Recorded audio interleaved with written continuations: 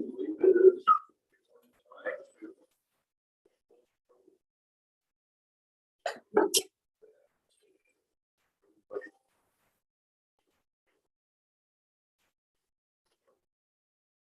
You have a motion to approve the agenda.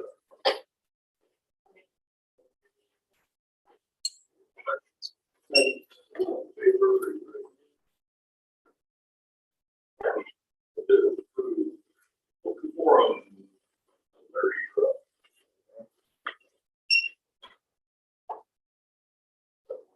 Well, I had one thing, I particularly want the proposed policy 45.6. I hope everybody's read that. And I have a couple of questions, I guess a comment. Why is this, is proposed policy now? What's the problem with that? By what I read, it seems to be pretty vague to me about what it all could be read, what could be read into it. As the school attorney consulted. If they have any questions or anything about it. Thank you. Thank you, Larry.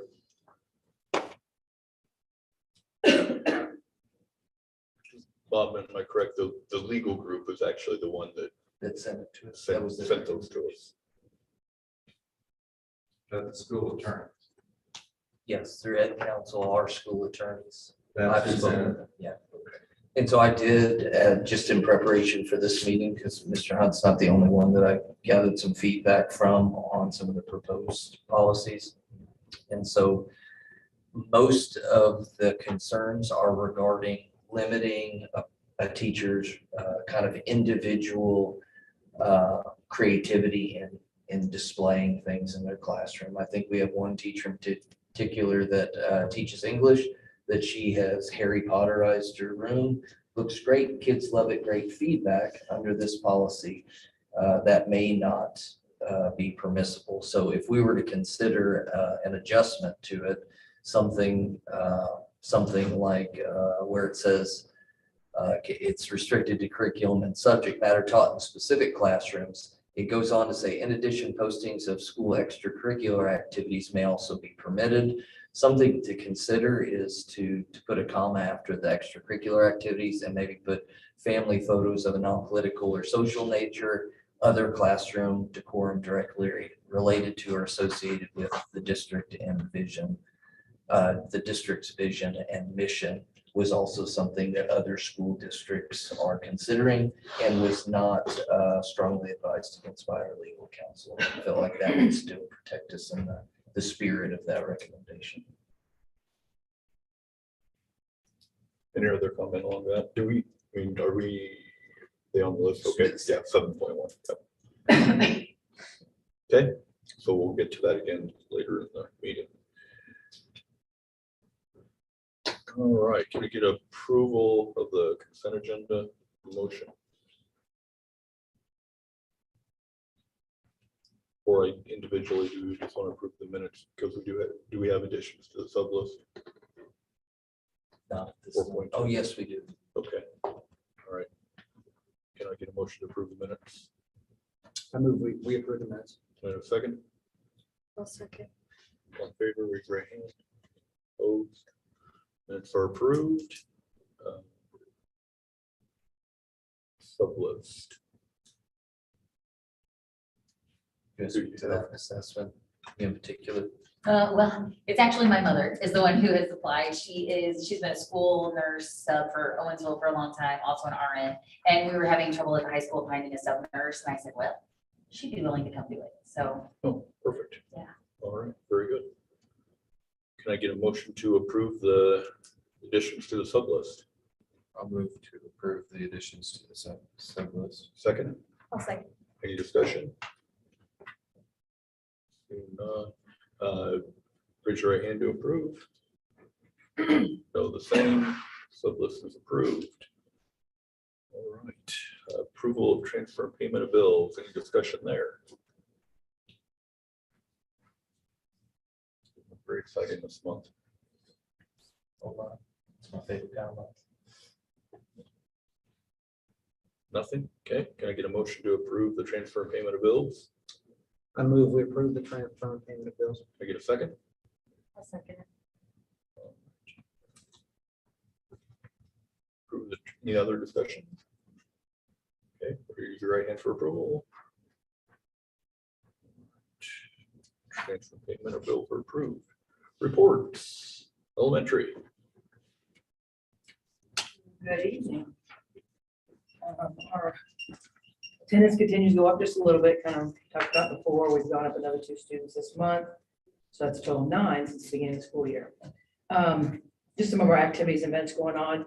Our weekly professional learning communities conversations continue. Last week, we spent a lot of time talking about our map data and just kind of looking at what that brings to us. We looked at the individualized report that gives us some feedback on areas maybe where we could grow, to look at our curriculum, to see how that's, what we can do to beef that up a little bit and do to look at those areas where we're struggling just a little bit. We're also working on getting started with our ELA curriculum mapping, which is going to be an involved process. It'll take us quite a while, but it's a good process to just look at what we're teaching, where we're teaching it, why we're teaching it, how we're doing it, and just, when are we going back over that? How are we making sure that kids are learning it? We also, and that was last week. This week we talked about math, and we talked about some kids' struggles and concerns that we might have with kids and how we can help those kids individually. Wildcat team, that's a new team that we did this year, and we're just working on ways we can develop a more collaborative staff, how we can positively impact students, staff, parents in our community. We worked I don't know if it was last Monday, maybe it was. It's been a busy month. October 10th on our PD day, we worked on grandparents event that we wanted to do. We worked on Red Ribbon Week. We worked on Halloween event, and just really what do we want that to be? How do we want that to impact our community and our students? We also had birthday lunch in October. We had 23 parents and grandparents come to that. So it was a fun event again this month. I'm getting some real positive feedback from people, really glad that they could come in and get down the hallway and sit down and eat lunch with their child. And so that's been positive. We had a family fun night at the end of September, which was our Title I night, or school-wide title program. And so had a lot of support with that. A lot of families here, 228 people in attendance. Our teachers and paras did games around the building. We had a chili supper. I addressed the staff or the parents just in regards to our data in title and what we're doing, what our Title I program is, and how we are meeting students' needs there. Had the book fair open that night, and just was a fun evening. The teachers too said, "Oh, we did minute to win it games," and so people had a lot of fun with those. Jill Moley, I mentioned that before, conscious discipline trainer. She started with us this last PD day, and we had a scheduling conflict, so we ended up meeting with her through Zoom, but it was still a really positive meeting. Got a lot from that. She really laid the groundwork for understanding the brain states and where a child is when they respond in certain ways that maybe we would rather than not. And just to understand that child a little bit better, we also did a lot of exploring our own executive skills and what are we doing? How are we responding? What can we maybe do differently to help a child build their social emotional health? We also had Alice training that afternoon. One takeaway from that is we talked about how several years ago, an emergency response team put together some emergency buckets. And so we need to locate those. Where are they? Does every classroom have them? And so we're kind of doing an inventory of that right now and getting that back up to par. The beef jerky sticks can be thrown away. We're gonna get some new ones. So just kind of revamping our emergency buckets. We did have our first Wildcat chat. That was a really great event. We had 4 parents join us. We talked about everything from reading to math to advanced learning opportunities, the gifted program, sensory needs in our building. A Wildcat Chat newsletter is going to be coming home really soon, just to follow up on the things that we discussed and things that parents ask us for more information about. So we'll have another one of those in January, and hope maybe a few more can join us, because it was just a really good opportunity to sit down and just visit with people. Our October evaluate testing is completed, so now we have 2 months under our belt. We can really get a look at where our kids are right now and what we need to be doing to prepare them as we move through the year. Friday, we had FFA came over and did Food for America. We also had Mitch Branson, who brought the Bigfoot truck from over at State Tech, and that was a big event, and the kids just loved it. The opportunity to just be outside and be around the truck and be around the animals and participate was just really a fun Friday for all of our kiddos. So I thank you also to Terry Shepherd and Megan Niederhelm for making that happen for us. They're also, we're going to participate in an elementary FFA week. I believe it's the second week in November. They've been working with me on that, and they've got some dress up days to really get the FFA going a little bit more in the elementary and bring those kids up into that. So that's really exciting. I'm glad to see them doing that. Safety kids, we've got a couple of kiddos, Lily Baker and Ben Swan, that are participating in safety kids. And so they go around and share their message with different schools. And so they were here with us on October 4th and did their singing and dancing. And oh boy, the kids left the gym and they thought that was the best thing they've ever seen. It was really, really good. And Ben and Lily did a fantastic job representing Glen Elementary. Second grade went to Fisher Farm on the coolest day of the year that we've had so far today. They didn't freeze. They came back. They may have frozen a little bit, but they had a great time over there today. We're going to have a health and wellness flu shot this week, October 20th. Health department's going to help out with that. I have lots of people interested in that. High school that comes over and does that with us too. The kiddos and staff. You know, we've had lots of questions and lots of people participating in that, or planning to participate in that. Red Ribbon Week's coming up last week of October. We'll have some dress up days there. We'll also have our annual trick or treat parade. Got that organized and ready to go. We've got, I believe Mrs. Everett told me, close to 20 vendors, 16 maybe vendors that are coming to just hand out candy and celebrate our kiddos then. So that's always a fun event. Parent teacher conference is coming up next Monday. Three Rivers Electric reached out to us and they do an electrical safety presentation every year, which is really, really good. Our kids get an awful lot from that, how to be safe with electricity at home. They also get a lot of science mixed in with their presentation. So we'll do that on the 25th for our 3rd through 5th grade students. 6th grade joining us too. And then PTO has been working on their Halloween hoedown. They've changed it up from Fall Festival last year to Halloween hoedown this year. So that'll be on the 28th. That'll be a fundraiser, but also a family event, opportunity for people to just come and be at the school and do some fun things with their families. And then first quarter ended Friday. Hard to believe, but we are down 1 quarter. So any questions? All right, thank you. Thank you. Middle school, high school. What's that? Oh, I'm sorry. Yes, right. I was turning the other way.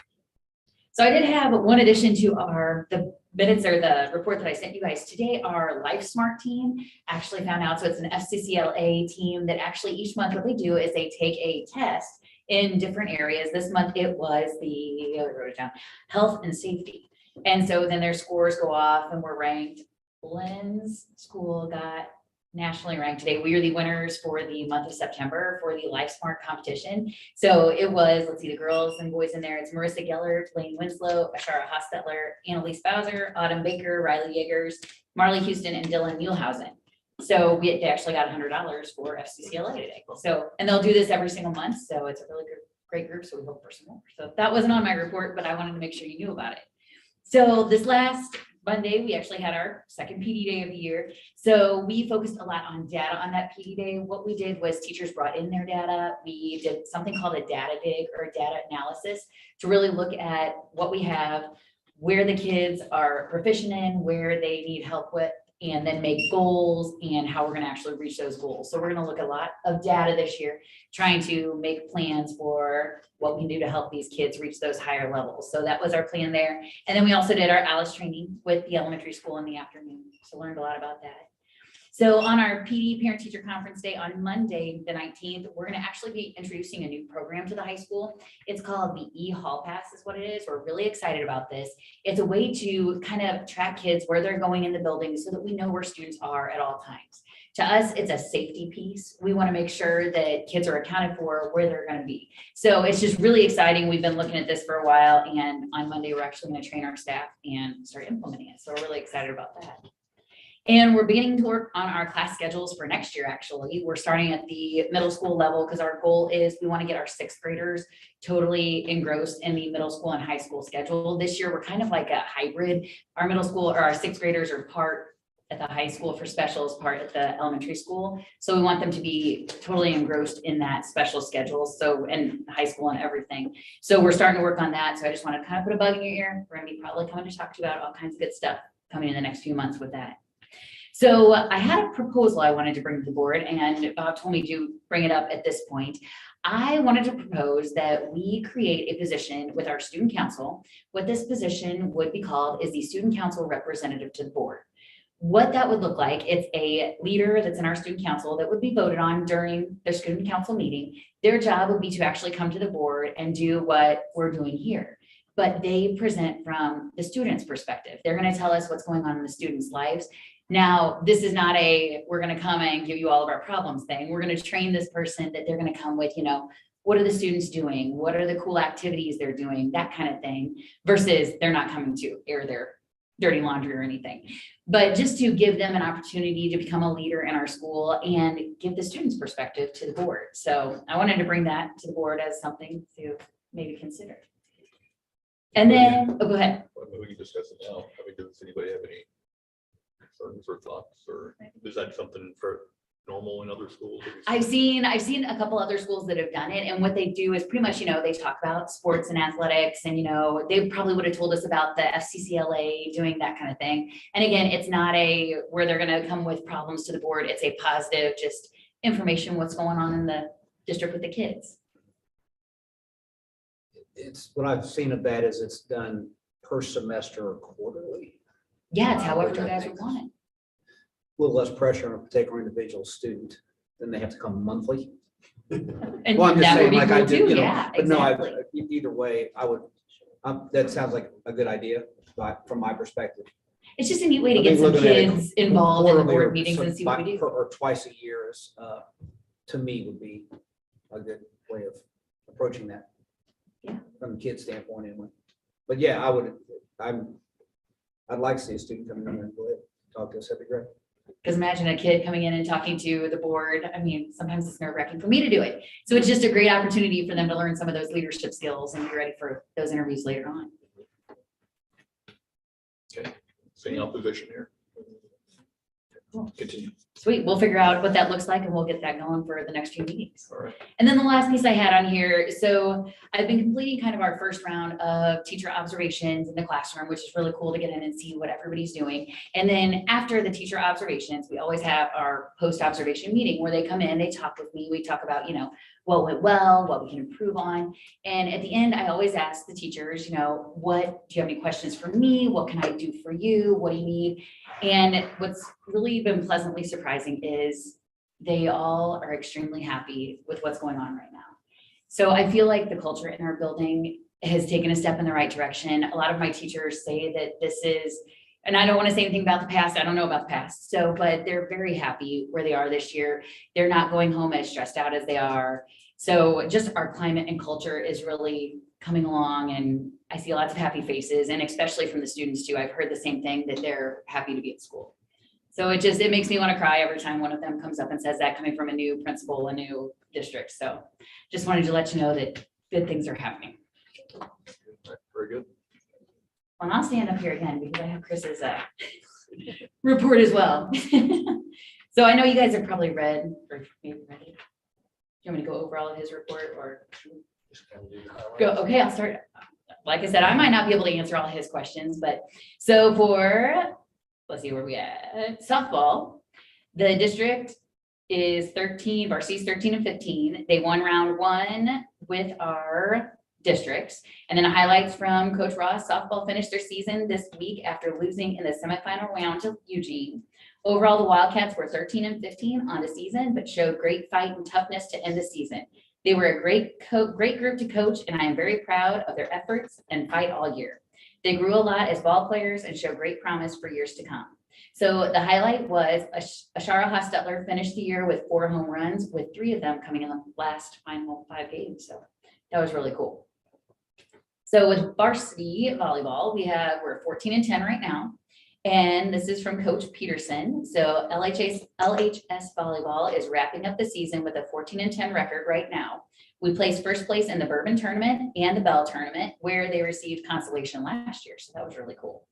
This week, we had our Battling for Blake game, where we raised money for Blake's recovery through shirt sales, pie in the face, penny wars, face painting, 50-50 raffle, and silent auction. Let me tell you, the pie in the face was an experience. And then it said, I would like to give a shout out to Stacia Peters and Amanda James for spearheading the event, the silent auction, and being a huge part of making the event a success. We play Calvary Lutheran this week for the first round in districts. We beat them in the regular season in 3 sets, so we are excited to see them again. It will be a really good game and great for both teams. So we're hoping Thursday, that'll be a good win for us. So cross country, highlights from Coach Baker. This last month, the junior high cross country team wrapped up their season at the conference meet at South Callaway. The girls had 2 all-conference runners with Shayla Burnett and Georgia Kemker. The boys didn't have any all-conference runners, but as a team, they were second in the conference and had some much improved times throughout the season. They were fun to coach and will be a great group to watch as they move through the middle school and the high school. The high school team has also had some success and personal goals met in the last month as we gear up for districts at the end of the month. The girls were second as a team at the Bell Invitational. Individual medalists from both teams were Erica Platt was 9th, Ramsey Schapler was 10th, Annalise Bowser 18th, Reagan Klusak 19th, John Schmidt 9th, and Jason Powers 20th. At the conference meet at South Callaway, the girls tied for second behind Fatima, and all conference runners were Ramsey Schapler 5th and John Schmidt 9th. And then football, we're 0 wins and 6 losses, but we are coming along. Let me tell you, it is lots improved. I love it. So the football team is now 0-6, but we're continuing to improve each week. The kids are working hard. We lost to Centralia 26-0, but it was 8-0 at the half. Numbers are at 22 players at this present time, with 2 players injured. On October 10th, we traveled to Russellville, and despite playing a first-time starter at quarterback because of injury, we probably played our best overall game, but came out on the short end 8-0, but it was pretty darn close. Our next game will be on October 17th, which was last night versus Capital City, and it will be our last home game, and we will also be honoring our seniors. We had senior night, and I think they did a great job last night. Really excited. They had 2 touchdowns, so it was awesome. So we added a couple on here. We had some esports highlights. So this is highlights from the esports. Esports is well underway, and our team is proving to be very competitive. We're competing in 4 different games and have 5 varsity athletes as well as 7 middle schoolers. Our middle school Super Smash Brothers team is representing us well. Jack Curry is ranked 1st in the region, only 2 regions in Missouri, and close behind in 3rd is Caleb Cozart. All of our middle school Smash players will compete in regionals November 15th and 16th. Then if they qualify, the state championship is November 17th. High school Smash players are climbing the leaderboards and currently sitting in 5th regionally. It's Leo Grant, and 7th is Peyton Niederhelm. All our high school players will compete in regionals November 7th and 8th, and if they qualify, states November 9th and 10th. And in middle school chess, Tommy Schulen is 13th, ranked number 13 nationally, which is really cool, with a real shot at the playoffs at the end of November. High school's chess and Minecraft are working hard and making improvements. Middle school Minecraft, Mason Traub is 28th nationally and gaining positions each week. And our only team game is Rocket League, which is soccer with cars. And we have, I know, right? We have a one for one record so far with high hopes for the rest of the tournament. So that's our esports. I haven't got under their watch limit. I would really like to go watch. And we have cheer. That wasn't on your report. We started football season back in July with 4 girls. We ended the season with 6, so we're going up. Basketball cheer will officially begin next week with parent information sessions and cheer workshops. Our current participation numbers for basketball season are enough to warrant actually a formal tryout with 2 squads. And it says, to their knowledge, it's the first time in LHS history we've had 2. And we will have a varsity and JV squad cheering for both boys and girls teams. And apparently that's also new, so that's exciting. We're tentatively planning to host a mini cheer clinic for elementary and junior high students in late winter. We're getting it right. So then we have choir. There was no updates, but the fall concert is November 2nd. Conference choir is November 4th, and district choir will be November 12th. Highlights from the band. The band will be marching at Southern Boone Marching Festival on Saturday, October 15th. That was this last weekend.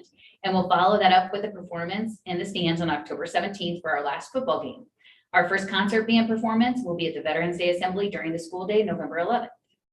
And last but not least, junior high basketball. Highlights from Coach Campbell. Junior high basketball just concluded their first week of practice, and the boys are hard at work practicing before school at 6 a.m. in preparation for their first contest against Schmoy on Halloween, October 31st.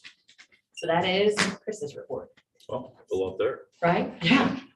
He's really thorough. So any questions on each one of those? Is, just so that I don't forget, is the assembly for Veterans Day, is that in the morning or the afternoon? Do you know? I don't know. Say 10 a.m. It's not. I want to say 10. We can check on that. Okay. Just curious. Or guest allowed. Yes, yes are allowed, correct? Yes. Yes. All right, thank you very much. Technology report. There's a little mix up. I don't think I was necessarily supposed to report this month, but nothing major to report right now. Just kind of keeping up with support calls. We're kind of moving forward on our SIS transition to the new system, kind of plugging away at that. And a few other little minor projects, nothing real major at this point. So that's kind of where we're sitting at this month. All right. Thank you. Maintenance report.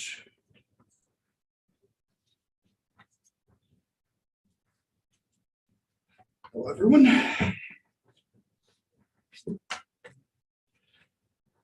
All right, well, as far as staffing, we're still looking to fill that event custodial position. We haven't had any applications in that area.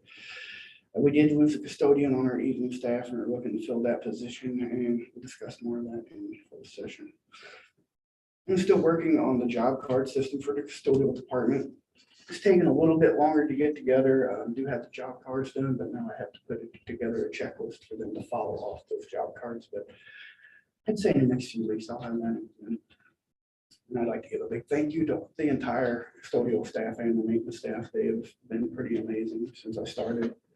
We couldn't ask for a better staff, and we're becoming pretty strong and organized, and pretty proud of them. So.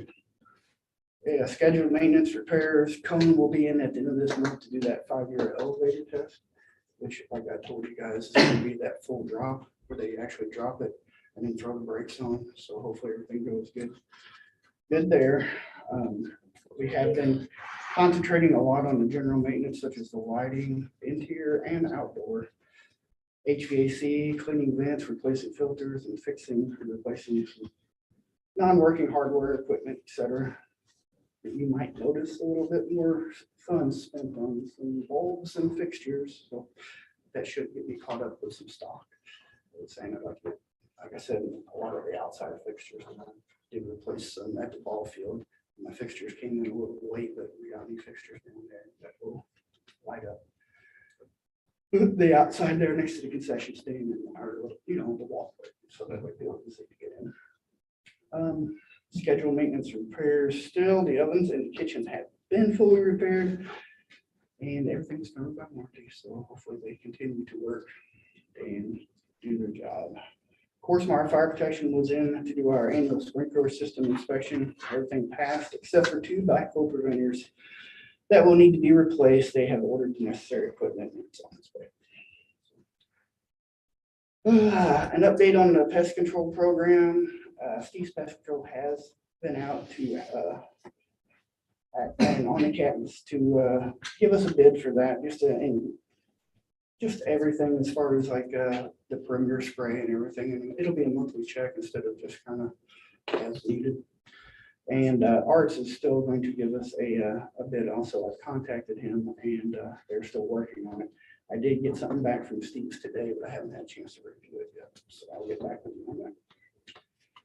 The truck returned from the shop where it received some overdue repairs and maintenance, and it should be ready for the winter months. And hopefully it doesn't have to push too much. Contracted services. We had both of our auto scrubber machines fail on us this month, which really put our janitor's crew behind on their daily routines. I did have Hilliard come in and look at both of them. One of them will need a new drive control replaced and is still unusable. The other is functioning but has a faulty sensor. I would like to put those on a preventative maintenance with Hilliard if possible. And that's where they come in. They'll come in monthly and check them and make sure we don't have like a failure like that. I've asked them to put some numbers together, and I'll give it Bob and we'll see how it turns out and if it can fit it in the budget. Actually, as soon as I can get you some numbers, but it would be nice to get them. I don't think they've actually been on any kind of maintenance program. They're getting up there in age, so Also would like to get our range hoods in the kitchen on a schedule with a professional cleaning company. To be compliant with NFPA 96 standards, they should be professionally cleaned, including all the ducting, every 6 months. And the company will tag them and certify them for safety. After checking records and stuff, I haven't found anything on that, but it's something I would like to look into. And I do have a few phone calls out to get some bids on that. And as soon as I get those back to you, I'll run Bob and I guess they're on with you guys next. Facility grounds, the grass is winding down. I think I may have done my last cut hopefully this weekend. So we can get the lawnmowers winterized, cleaned up and put away for the season. I'd like to get them all ready to go. That way we don't have to work on, do anything with them. Just hop on them next year. Go at it. Future projects, the preventative maintenance plan is still a work in progress, but it's still a very high priority. I'm still looking to implement it. December is my goal, and I should be able to have everything in place and a program where I can start checking stuff off and have everything on a schedule.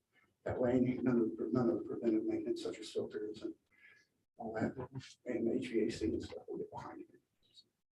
And we have a plan to start on the drainage for the long jump area the first week of November. And we're going to start digging on that and see what we find. We did have to get a couple hydraulic hoses for the trencher that goes to the Wildcat, but it's functional now. We have done a test run and it seems to be. We should be able to use that. We should be able to do everything in-house. Just pick up a few things from hometown and get to it. So that's on our agenda as long as the weather cooperates. And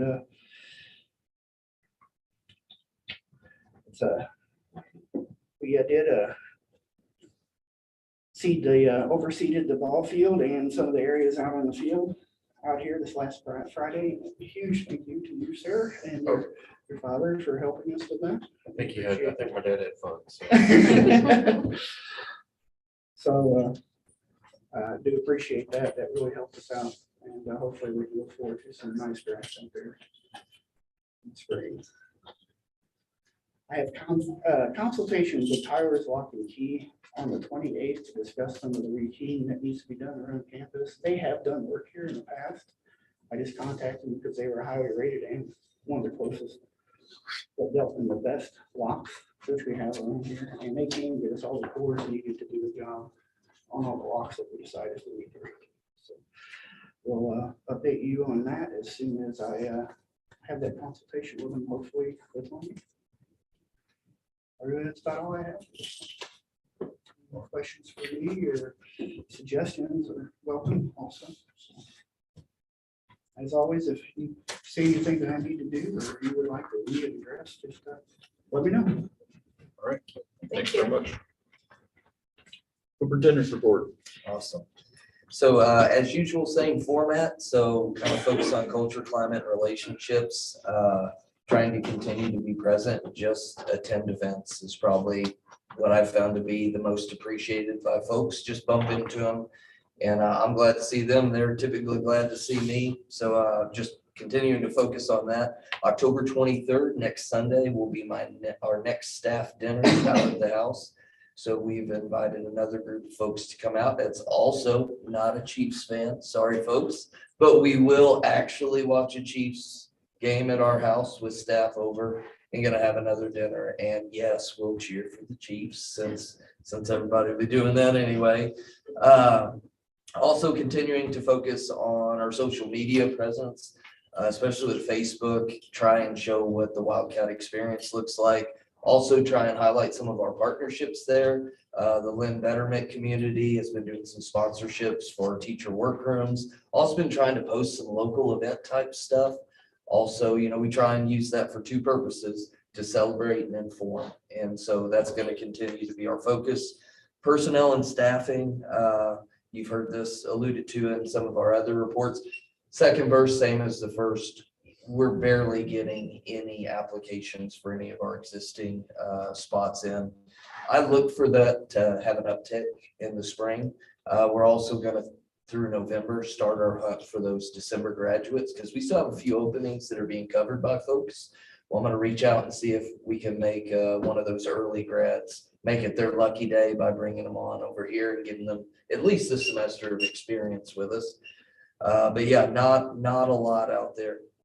Instruction and learning, still my focus is just instructional and student achievement improvement. It'll continue to be trying to give the administrators the latitude to establish activities based on student achievement, nuts and bolts type stuff, looking at curriculum, looking at data, but also with an emphasis kind of on whole child. We're looking at behaviors, relationship, just their health and wellness broadly.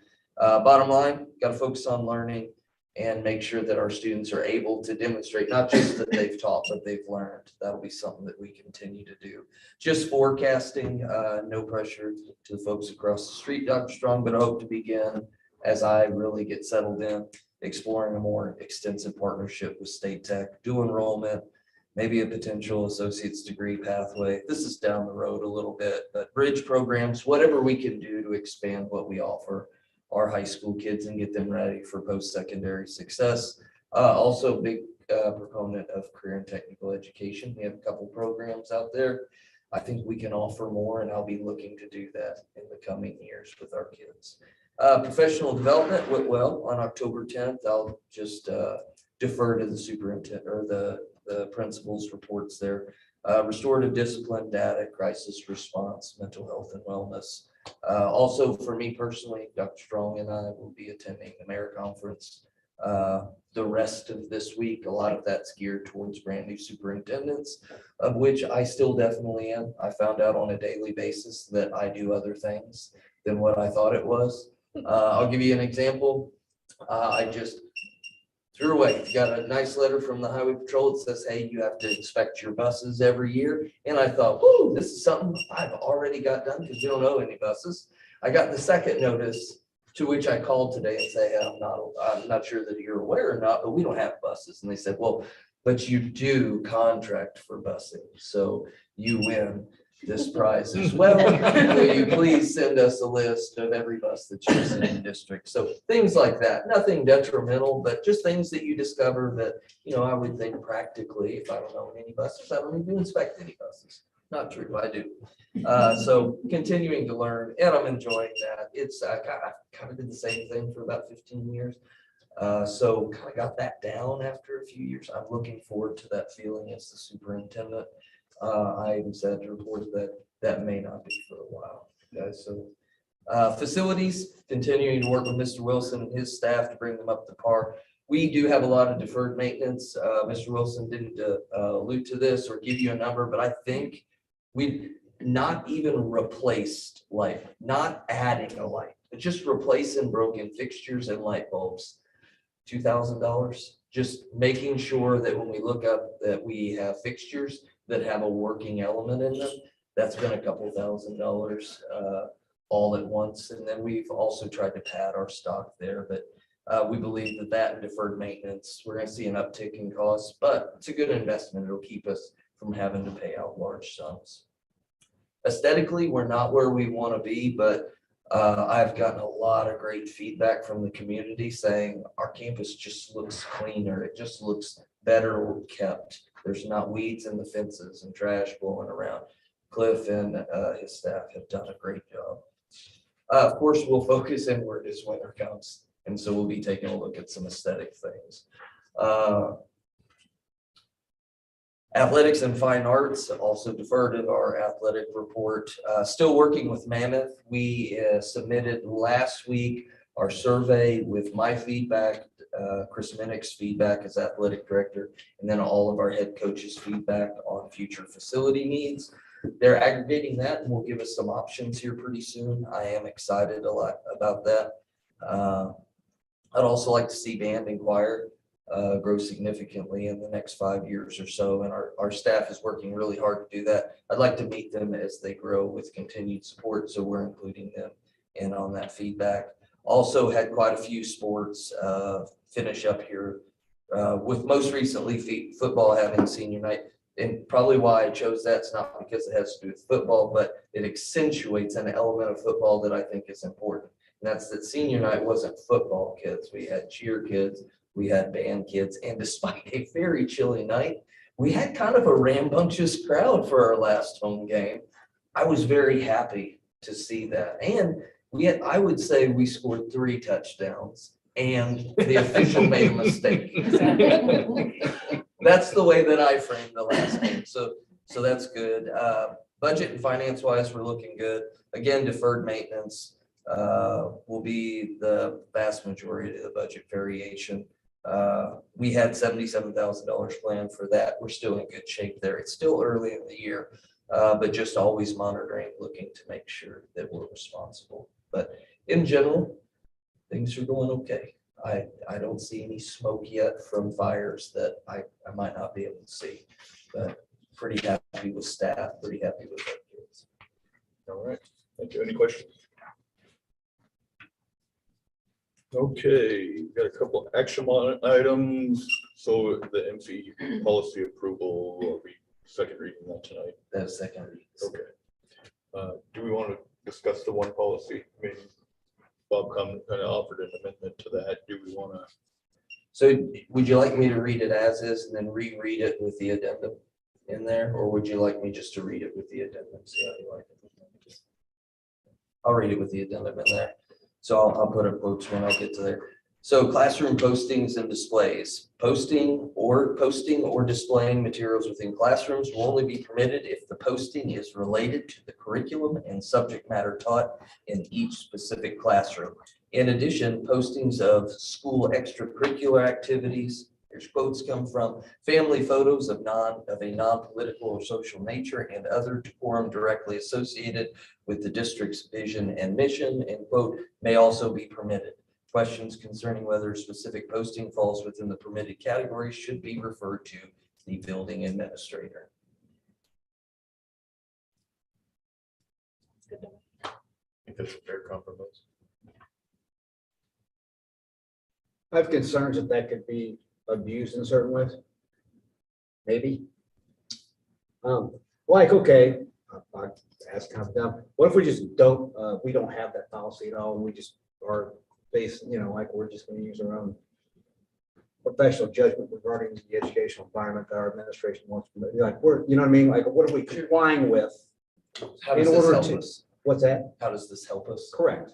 So it provides a consistent structure for us to administrate, and therefore when we do address issues in classrooms, then it's not looked at as personally or you're singling me out. We have a policy and a framework that outlines expectation, and I'm basing my subjective administrative judgment within that framework. And it gets us to work like a sewing machine so that people don't wonder why we chose, I'm gonna pick on Ms. Bishop, why are we asking her about her postings and maybe not Mr. Phillips about his postings? Well, because we have a framework that outlines that we should administratively judge whether that's appropriate for a classroom. And so it doesn't leave your administrators hanging out there to be interpreted as grinding a personal axe with anything that's in the classroom. It outlines the requirement by the board. It's a pretty vague, not, like anything part of the curriculum. There's like a whole huge degree of subjectivity within that. You know what I mean? Like, so sometimes I think when you implement restrictive things, it opens it up to be, okay, like if you implement something to be more so clear and fair, winds up having a negative effect. I don't know how to explain it better than that.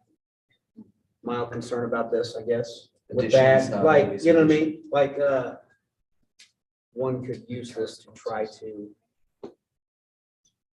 censor something maybe. Might be perfectly relevant or, I don't know, I thought about that with this. I think that's why it refers to the building administrator, because I think the first thing that you do in that circumstance is that you use this as your kind of structure to address something that you may have received a complaint about or something like that. But in the end, your first is not to say you can't have that. It's that, can you explain how that's relevant based on our district's policy outlined here that states this? does that fall within? And if they give you a great answer to a tough question, then you go, okay, well, thank you. Got a couple questions about it, because you do receive things like that. This teacher has this posted in their classroom, and maybe it's whatever opposite political or social perspective that the student perceives or thinks that they have, or perceives that the staff member has. And it just takes a little clarification to ask.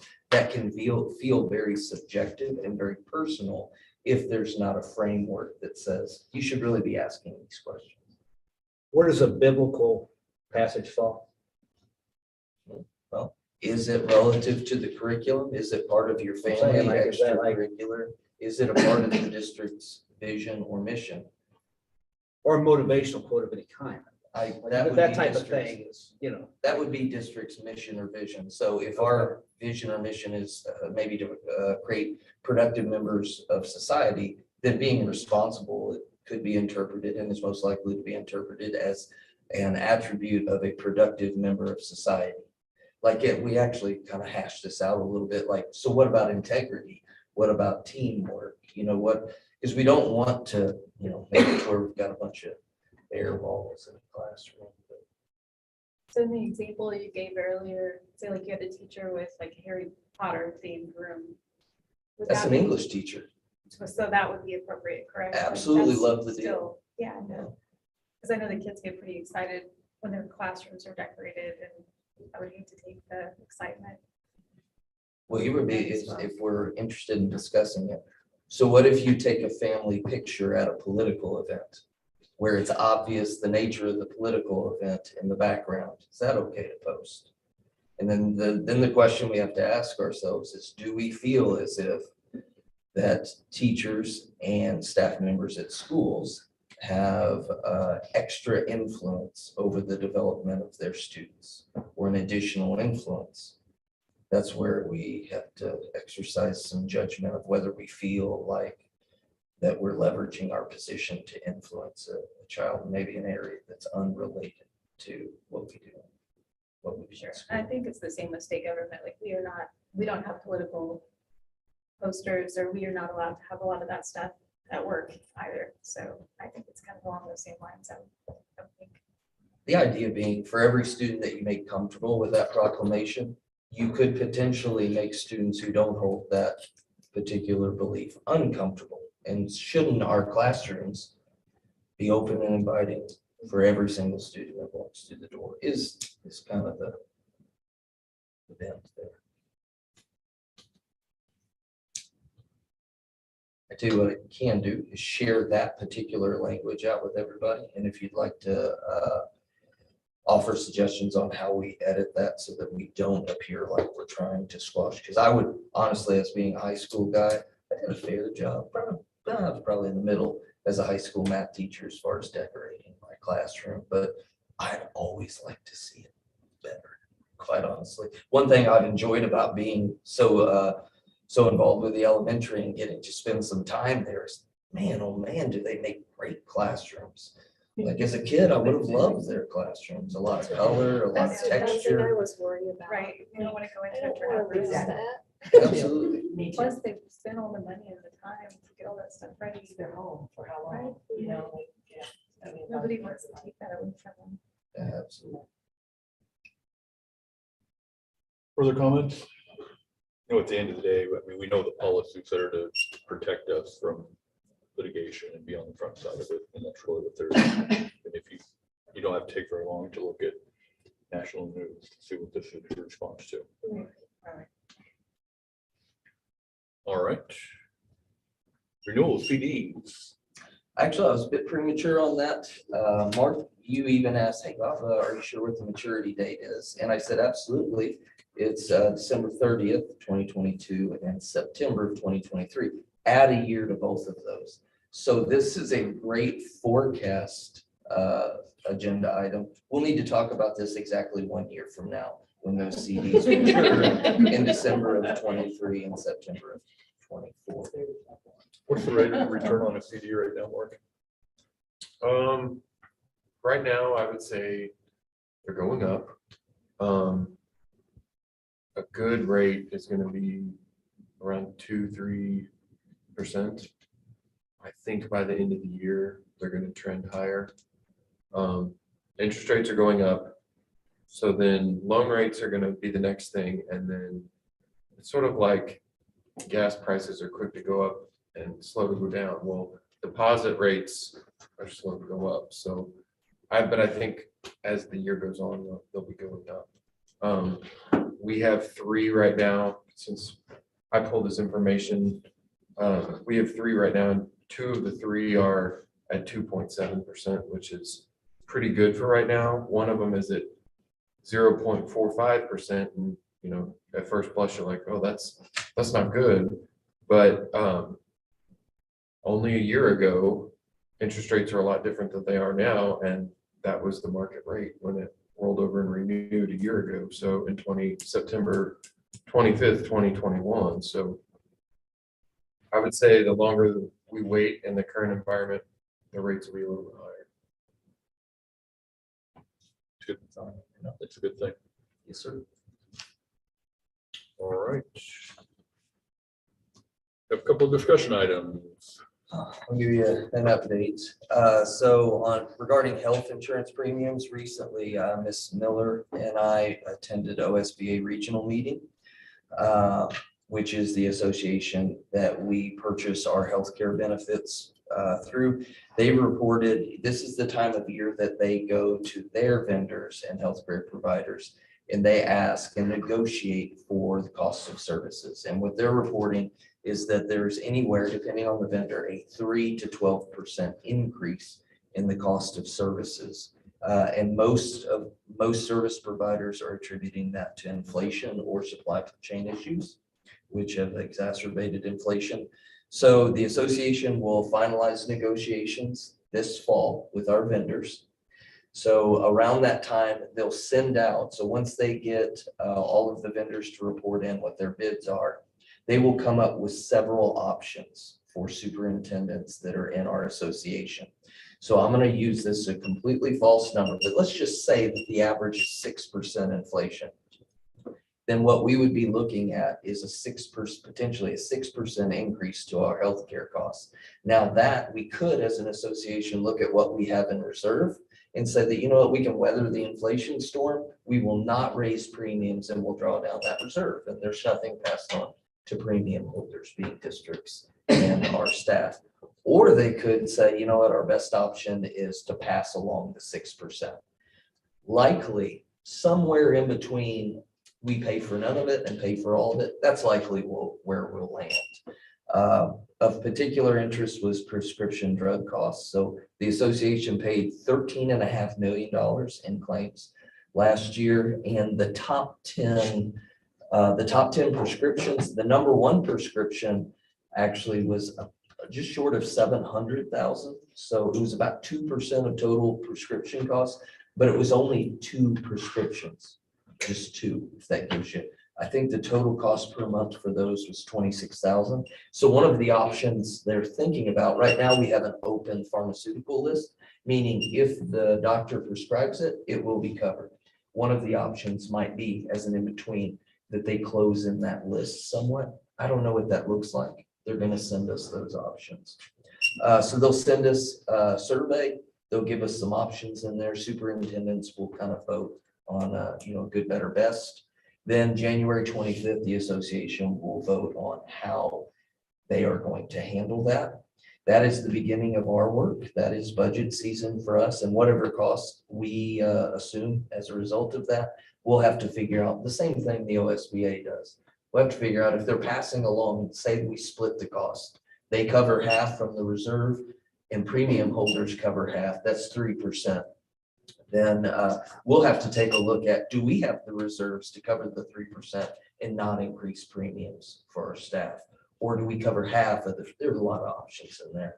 My concern, number 1, I wanted you guys to be aware of that, but another concern that I have is with an average inflation rate of 7 to 8%, technically, our staff is losing money in the economy. So if we just go flatline, they go backwards 7%. If we go flatline, they go backwards 7%, and they carry 3% of their premiums, then somebody who pays maybe 1,000, maybe they have a job with the school district for benefits and make $2,000 a month, but pay $1,000 a month in premiums.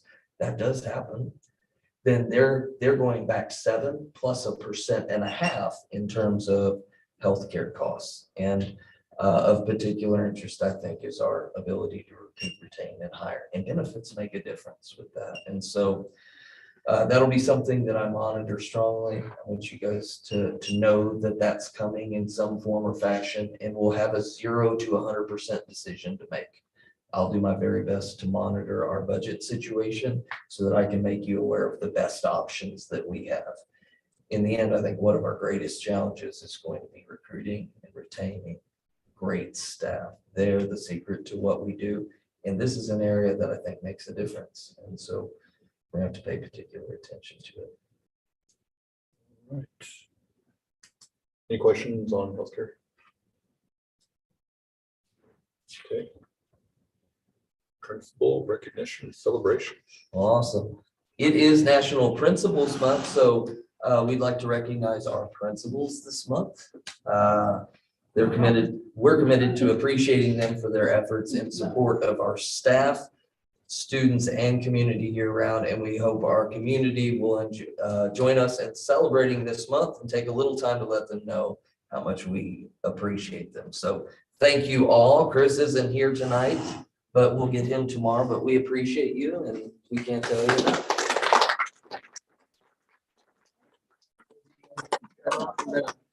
Hopefully we'll start doing this more, and it said principal appreciation, but also staff celebrations. And that's something that you're going to see us do a little bit more of, is bring our very best students, very best staff in, and let them know we appreciate it. Very good. You on this side?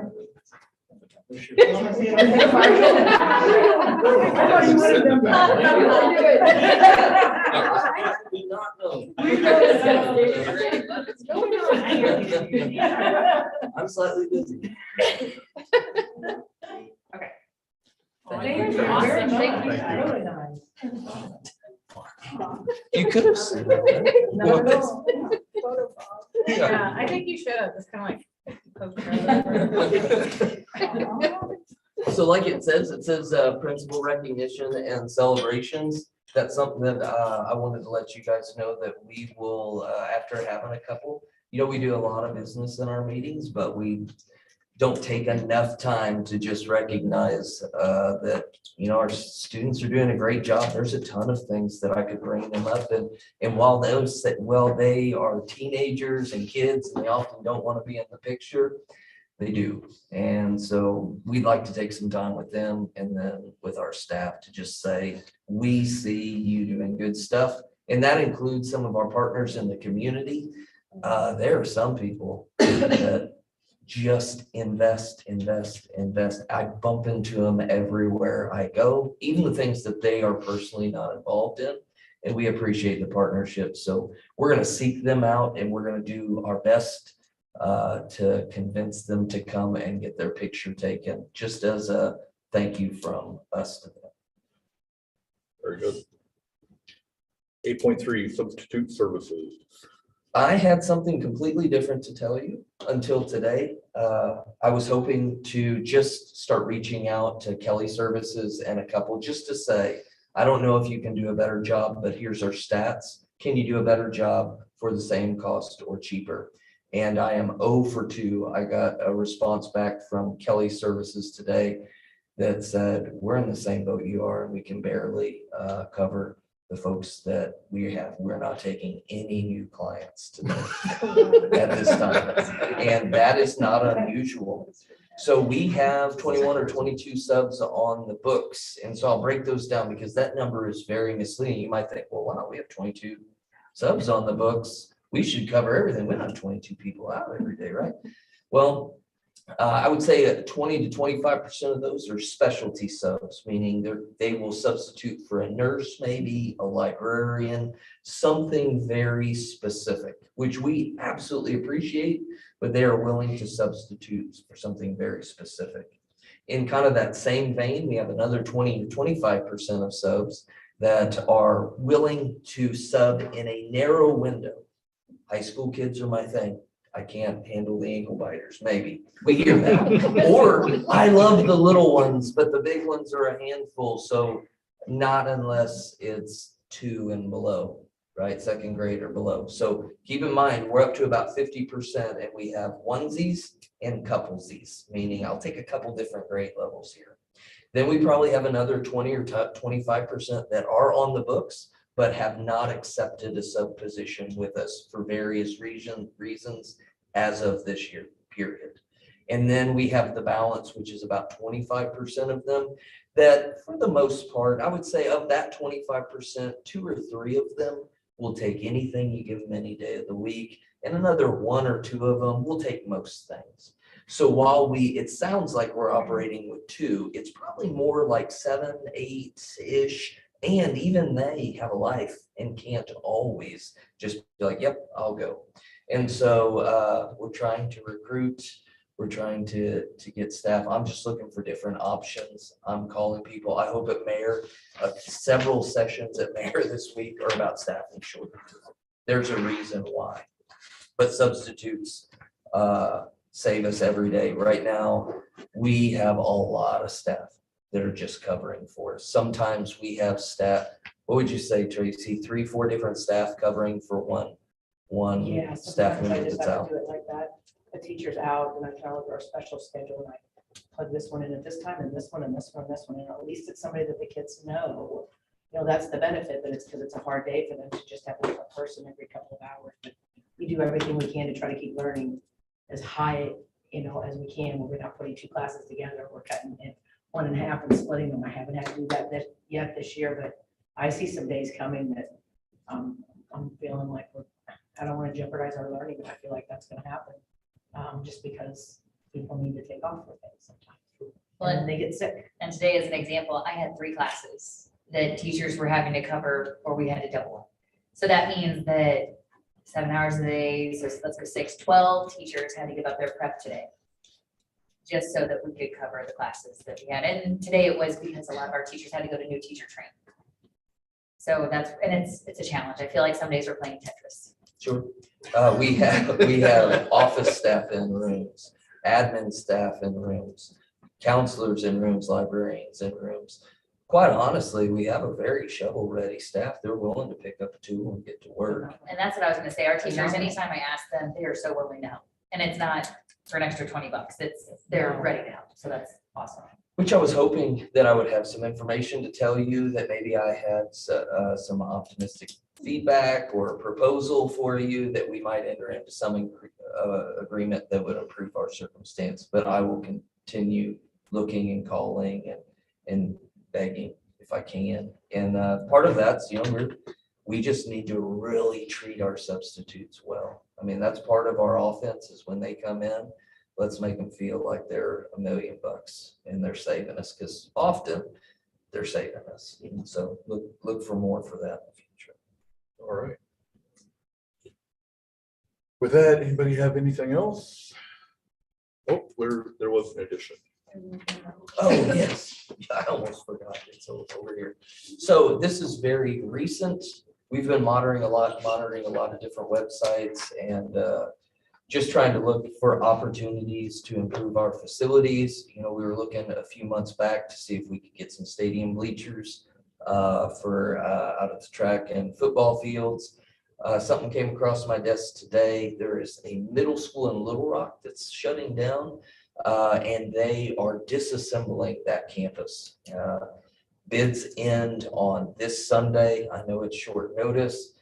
It could be probably 25% the cost of what we would be looking at Mammoth helping us get some bleachers and stadium seating for track this spring, football next fall. I'm just trying as a discussion item, by board policy, anything $50,000 or above needs to be approved by the board, but also recognize that just because it says that's the need, I think the courtesy here and us being on the same team, like if I get a chance to steal a great set of bleachers and stadium seating, are you guys interested in that? We're going to be down at the lake Wednesday, Thursday, and Friday. Friday, it kind of closes out early as all conferences do. I would love to run down to, it's in Jacksonville, Arkansas, and just take a look if we can make it work and have something nice for our students and community at a very reduced cost. Are we interested in that? Yes. I looked at, well, I guess I sent you that link and so then I Google Street Viewed the school. And it looked like a really nice campus. I don't really understand why they're disassembling this whole school and then it looks like it was a high school and then it was made a middle school and then they replaced it with a new building across town. To me, the building looks really nice and the facilities look really nice and the bleachers look really nice. So I was shocked at the opportunity. So Their home side looked very nice. Their visitor side looked Yes. great too. Their visitor side, I think, would do us very well. But it didn't say what the seating was, but I'm guessing somewhere in the 500 to 750 range is what their visitor side might go for. I do think there's a scenario where we could disassemble that into larger pieces, trailer them, and not have a million pieces to reassemble here. Do a little bit of site preparation. Probably definitely less than 40% the cost, even with site prep. I think it'd probably be closer to 25% the cost. And I'd love if we get the opportunity to have them ready for track season. They have to be removed by December 31. They do have to be removed by December. That is a tough time. That would be a tough lift on the home side. Those were 20-row bleachers, a press box that was forever up in the air that I think you'd almost have to demolish. But the visitor side, I mean, it was quick math. I mean, said it was about 500 people, 569 at 2 foot a person, I think was my quick math, but that would be a good start. Over the 13 rows. You know what? I believe they were marked, am I right? The Sounds visitor about side right. were 13 row. Jacksonville, North or something. And they're in really good shape. And They were that excellent shape. we could handle. We could take that down and it wouldn't be that big a deal. I'd want to see the other side in person before I turn to something like that. I think it's an opportunity for us. I think it will improve our facility and the visitor experience a great deal. And it'd be great if we can manage resurfacing the track. We get the long jump pits ready, we get the throwing area ready to go, do a little bit of drainage, have the stadium seating in there. It'd be a great way to welcome spring for track season. Awesome. And I'm not thinking we would spend more than 50. I mean, maybe by the time they're installed, it might be more than 50,000, but you would spend that on the auction. I don't think so. No. And I don't think we get away with much below 100 for the same thing if we decide to buy brand new. The They done home about side 30 to section. on this website, it's an auction website. The home side is going for $7,625 right now. And the visitor section of bleachers, which looks nice, perfectly great for us, is $4,225 right now. I think we have an amazing opportunity here. Is that on Gov Deals again? No. No, it's on some surplus, Double A United surplus. Surplus Auctions. There's a phone number there. I was waiting to discuss it with you guys. It says to call and ask questions. What I'm hoping is I can arrange a late Friday afternoon visit. Just take a look at what we're looking to disassemble and transport. I think it's actually possible. Any concerns? All right, with that, we'll call vote adjourn to the next meeting is November 5th announcements. Next meeting is November 15th. We will adjourn to closed session. Roll call vote. Mark? Yes. Lori? Yes. Naomi? Yes. Donna? Yes. Brett? Yes. Jamie? Yes. And I am a yes. Volunteers. It didn't end up on my agenda. Oh, Okay, we Did did we miss something? original. Sorry. Visitors/volunteers. Yeah, I didn't see it pop up there, so I was just gonna handle it in individual conversations, but we did have originally the visitors and volunteers, which is an old discussion. Do we want to go ahead and close out, or are we going to have a discussion? So I'll tell you that, so just hopefully very quickly, we kind of, as I understand it, we beat this up a little bit last year. Like, what's the difference between a visitor and a volunteer? I looked, our policy was updated, and here's what the current language said. We have two. In policy 1425, that covers school volunteers, and policy 1430 that covers visitors. And so here's the main difference. If you come to campus and you assume an uncompensated role or duty, then you're a volunteer. If you come to campus just to visit, to a school event or to campus, and just to visit, you're not assuming any uncompensated duty, just visiting. Well, that makes you a volunteer. Right now, there are 5 paragraphs under our volunteer policy. The first paragraph says, "We love you, please come. You are very welcome. Please check in at the principal's office." Second paragraph asks our students who get out earlier than another campus to not visit a campus that's still in session.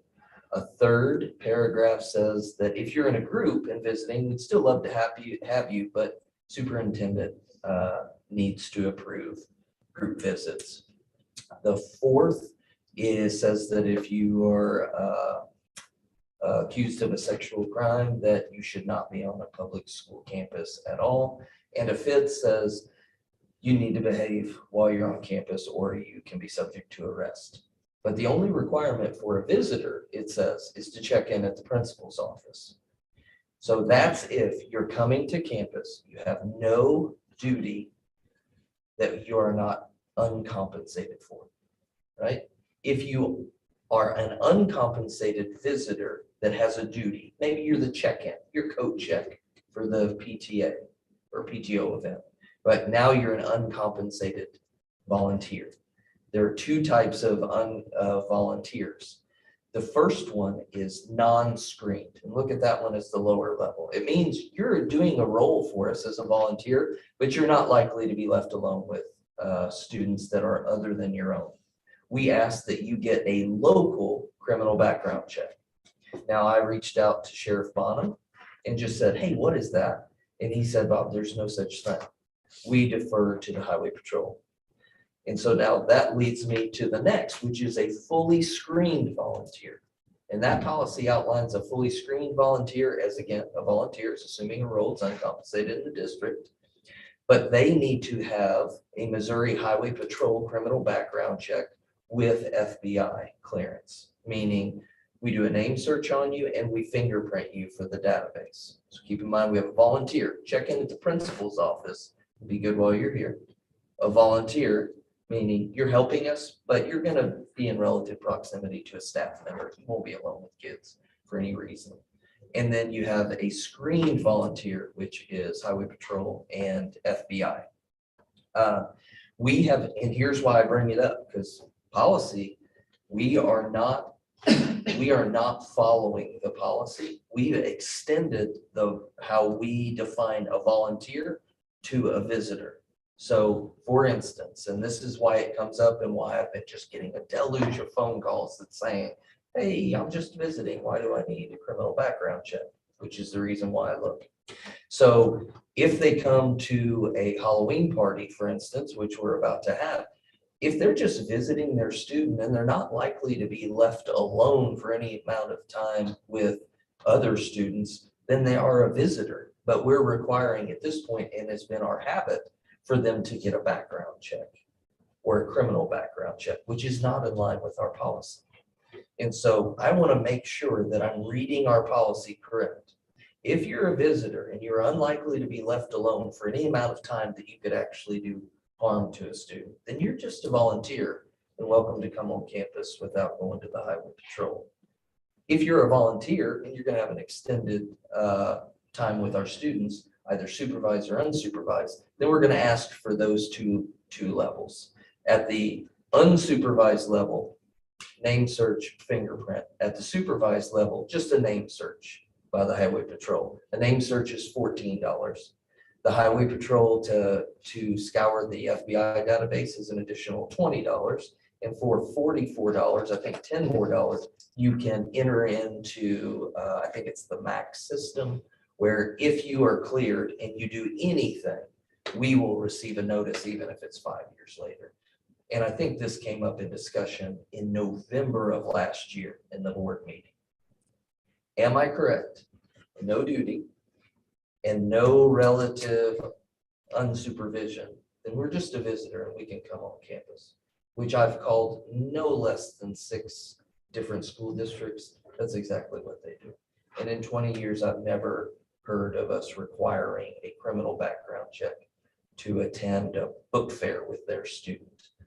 That there's a librarian in the room, maybe not watching that person 100% of the time, but the librarian's in the same room or in proximity. There's the principal in the hallway, there's teachers in and out. Am I reading that correctly? Because we have been operating. No, I would say I totally agree with you, but I will say the way you're operating was the way the administration at the time wanted to operate. That if you were coming to the Halloween party, you needed to get a background check. And so the background check, they'd come up, there's a background check, it was a family something. Something, because I did it. I think that they were trying to do that as a compromise to make it easier, since they were making every single person that was going to any kind of a function or party do it. But I agree with your interpretation of what policy actually says in terms of what our policy says we're going to do. We're doing more than that right now. I agree. So for visiting non-volunteer status in relative proximity to a staff member, you're gonna sign in at the principal's office.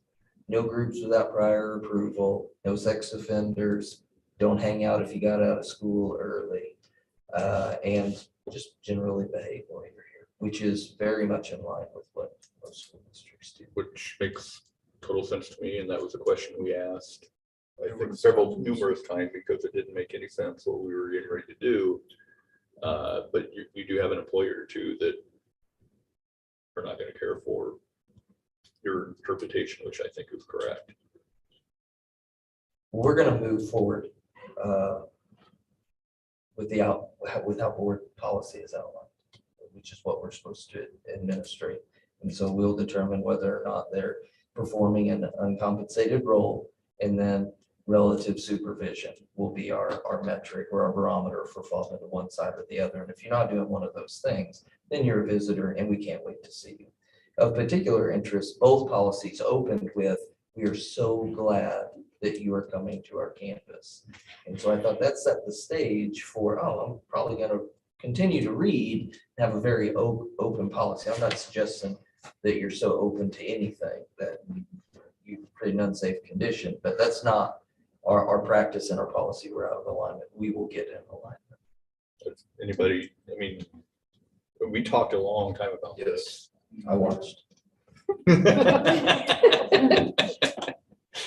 I do wonder, because that's something I feel like is different here, coming from a Catholic school, the amount of parents who volunteer, how hard it is to print off a background screening, get all that sent in, like it seems very cumbersome. And if you want families to participate and be involved, I mean, I absolutely want to know that whoever's attending is safe with the kids, but I'm surprised, like, it seems like it's way harder here than it is at St. George. And I know we have to do some kind of, we do some virtuous training and they do a background screening, but I don't know what that background screening involves. So I don't know. I don't want to prevent families from participating and being here, but I wish we could make that a little bit easier to still encourage more families to volunteer and assist. Which I think we just did. I think we did also. Yes. Hopefully anybody that is watching will come visit us as soon as possible. Well, very good. All right. So I've got a roll call vote to call this meeting to adjourn to closed session. Meeting is now adjourned. Did we all vote on our closed session? We did. Need to do that? Yep. Wasn't sure if we all did. Do you have to read? Yeah, so Oh, the We didn't Oh, read they're it. already- We didn't address it. Yeah, you're Skipping right. ahead. Look at him, he's all, yes, we did, It's we not- did it. All the verbiage is not on the agenda. We've got it. I can pull up the meeting minutes from last week. Since Lori had it, she could read that. Oh, there you go. There we go. Somebody give me a motion to, I'll make a motion, go ahead. I move that we go into closed session to discuss topics allowed in 610.021 RSMO, discussion of personnel matters, section 610.021, 1 legal, 3 personnel, and 13 personnel records, RSMO. get a motion, can I have a second? A second. Roll call vote. Mark, Yes. Lori, Yes. Naomi, Yes. Lana, Yes. Brett, Yes. Jamie. Yes. And I am a yes. We're now adjourned to closed session. Now, what's